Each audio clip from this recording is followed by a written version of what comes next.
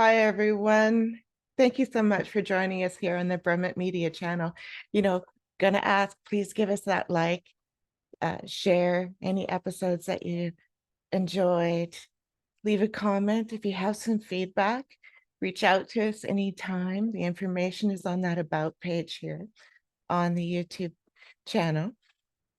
Or possibly, if you have a question that you'd like to submit, go ahead and do that as well, or a topic that you would like us to cover on this channel. Now, we have so many people submitting questions, and you guys are awesome. I know I've said this before in other videos, but you really are. I really appreciate all of these questions that are coming our way. In fact, today's question that I'm going to be answering right now couldn't be at a more perfect time because I happen to have a stew going on right now that is smelling at the house like heaven and is making me feel very, very hungry. So Pat from the UK asked us, how long had the idea, the concept for your cookbook been developing before you began to write the manuscript? You know,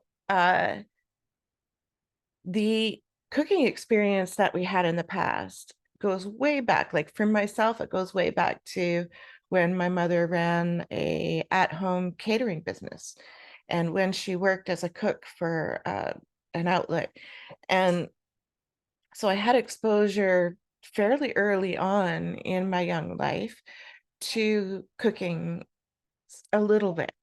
And then later on, and when I began, taking on jobs in my 20s, or sorry, in my 16 to 20 range, I was working in like prep, kitchen prep positions and um, pastry cook positions and various other positions in the kitchens of various outlets, everything from fast food to restaurants, fine dining.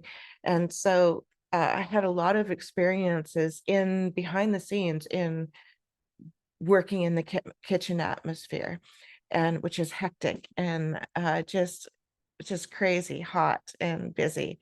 I had a lot of burns back then from the ovens down my arms. For those of you who used to be my coworkers, I had a lot of burns down my arms from opening those big oven doors. Anyway, and so it kind of began back then because we were inspired by some of the things that we were cooking. Like Dave had similar experiences. I can't speak for Dave myself, but he had similar job experiences. And then later on, when we came together as a couple, Dave was really the cook. I didn't do a lot of cooking then. And he was the one who really introduced bringing these amazing dishes into our lives. It was after somewhere around, oh gosh, I was definitely 25 before I really started exploring in-depth experimentation with recipes. So all kinds of cookbooks from the libraries and all kinds of recipes from friends and family, and trying to make our own versions of what we ate in the restaurant and all that kind of stuff. And so eventually we came to all these experimentations slowly collected into our own creations. And at first there was a lot of them. And we ended up bringing them all down to our very favorites for this cookbook. At first it was just like a collection. Let's just keep this collection so we remember what we did. That was good. What did we do? Write it down. And so, and try to do it again the next time and keep refining that recipe so that every time we made it, it became better, right? And over time, these recipes evolved into what you found in the cookbook. But of course, it goes way back to all those experiences, those years of learning from others and holding those cooking and pastry cook and kitchen prep type positions, all those different times, working with the catering and all of that. So the reason why we started the manuscript actually began right after I was involved in a car accident.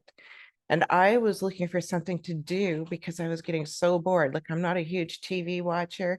And back then it was mainly cable. So you're, 1,000 commercials and 5 minutes a show. I mean, it was horrible. So I hated it. And I was getting really, really bored and depressed and restless. And I needed a project to work on, and that was something I could start. So it wasn't that I was thinking of publishing the book in regards to like going to a publisher.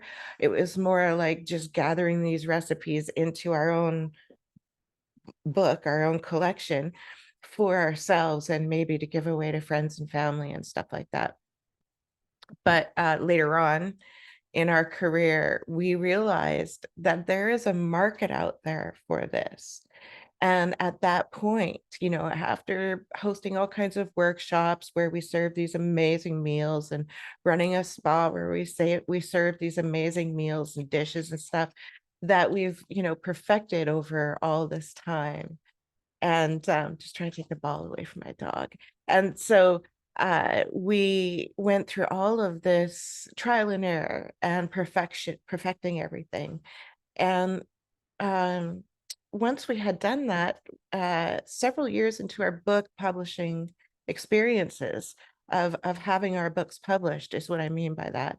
Um, we saw that there was interest for this cookbook. And so we decided that now was a time that we're going to release it. Initially, I really didn't see it as being one of the books that was going to have a market for it. I really didn't. I saw all our other books, all our other projects as being much more viable, something much more marketable, with a targeted audience ready to go. And while they did, the response to the cookbook once it came out was, for me, phenomenal. I mean, the honeymoon period, the release after a book is released, you have the book launch period, which is 90 days of sending out press releases and book announcement type stuff. And then the honeymoon period is usually about a year after a book is published, or in our case, for this book, it ended up being over 2 years, where we had uh, all of these rich connections that we've made in the past, and ones that we had collected to consider as opportunities when the time came, set aside. That the honeymoon period was really long. Like, we were constantly, every day, every week, we were doing something that involved some sort of promotional activity with that book, or media appearances, or book signings, or just tons of stuff was happening with that book. And so I found it quite surprising that the book that I thought was going to be the least marketable, because, like, we're not Martha Stewart, right? We're not Oprah Winfrey. We're nowhere special in regards to, being a celebrity and having a name behind a book like that. But to have the reception like that was just phenomenal, and people have loved the book. And we've had some of our readers buy numerous books because they're purchasing them for newlyweds and as birthday gifts and as Christmas gifts for people they know and stuff like that. And so, you know people become really enthusiastic about the book once they own it, and that's a really exciting thing for us.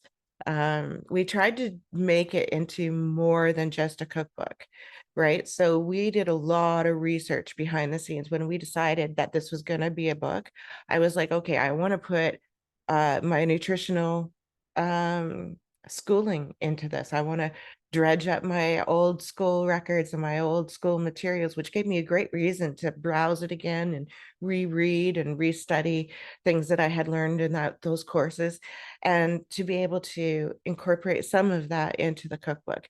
We also took like historical tidbits, agricultural information, things like that, seed saving or nutritional information. I said that. All kinds of different behind the scenes interesting factoids that would keep people interested as they're reading through. We wanted to make sure that every single recipe had numerous variations to it, so that you could work with whatever you had on hand in your kitchen, in your cupboards, and make a variation of that dish. And so that was really vital for us to do. And of course, the main focus was, because we're gardeners, we're dealing with garden harvests, and we're very passionate about, the impact of a local food movement regarding the environment, health, and nutrition, of our menu plan and budget-friendly menu plan. And so all of that was sort of like tied into the book, which ties into all our other materials that we've published in the past. And I think partially because at that point we are now established writers, we have an established audience, there's name recognition, brand recognition, word of mouth, all of that stuff is already established and going on. And, we have a strong presence online and all that kind of stuff. When that is already established and happening, and you come up with yet another book, right? So I think it's interesting that the more books you publish, it's sort of like an accumulation effect. All the work that you did when you published your first book is paying off today, 5, 10, 15, 20 years later. It continues to pay off. It continues to accumulate. All your efforts continue to accumulate and add up. And so each new book release becomes much more successful and much more substantial as well. It was really interesting, the work that went into that book. So we're talking about going way back into the 1990s when we were experimenting, to around 99, 98 time period when I compiled all that into a book-like format, a file on my computer, um, which we then used for all our other positions, running the spa, doing the workshops, hosting these big meals and feasts and stuff. And so in doing that, we got to fine tune and perfect all of these recipes and get, live beta testing results from the people that we were feeding. And so that took about 12 years of really perfecting the book from there before we actually saw it published. And that includes all the additional stuff that I wanted to add. As I just talked about, once we decided this was going to be a book, I wanted to make it more than just a cookbook. So it wasn't just those recipes and getting pictures and doing the cover design and all the other stuff that gets involved. It was also including this, incorporating bits of this other stuff, you know, as best as we could. And so, yeah, it took, and from, okay, say, very beginnings of just experimenting and collecting in the 90s to publishing it in 2021 was when we actually published it. But it didn't actually become uh, a single file on my computer until like 98, 99 time period. So that's how long it took for us to do that particular book. Mind you, it was sitting there in the background, in the back list sort of projects, but we just didn't choose to pursue that particular one because we were working on other projects, that were on our projected timeline. And eventually we worked it into our publication schedule. All right. Well, I hope that answers your question. Hopefully it wasn't too long-winded. I really enjoyed the question. Thank you, Pat, for that.